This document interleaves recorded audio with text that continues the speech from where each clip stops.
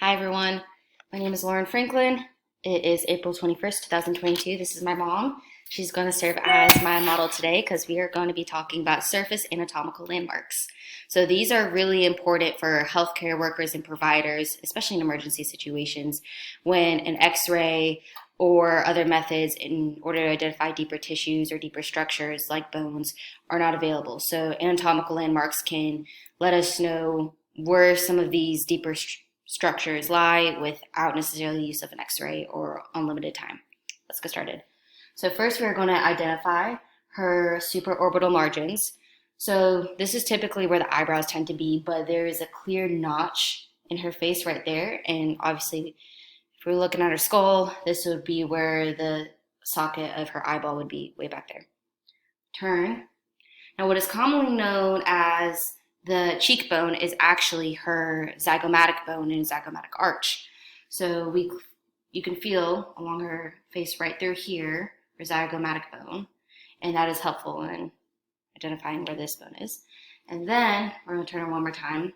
Her jawline right through here actually is the body of her mandible.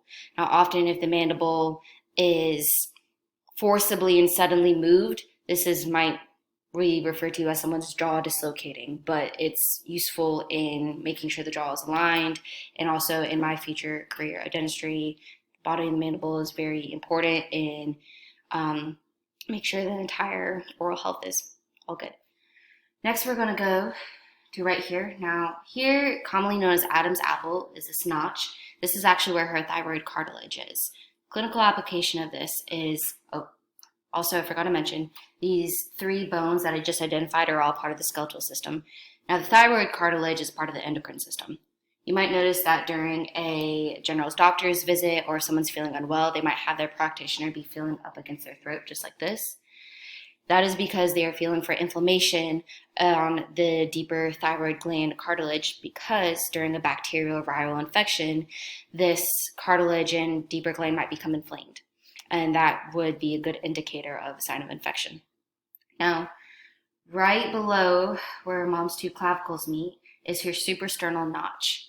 Now, I actually was a lifeguard for about 4 to 5 years, and the suprasternal notch was a great anatomical landmark in order to let practitioners know how far down to start CPR. So we would find the suprasternal notch, put 4 fingers down, and then where the 4th finger is where we put the heel of our hand in order to start CPR. So this is a great landmark in order to give a depth of how far down practitioners and emergency responders need to go in order to give the most effective CPR. I believe that is everything for today. Again, thank you for my mom coming and modeling for us.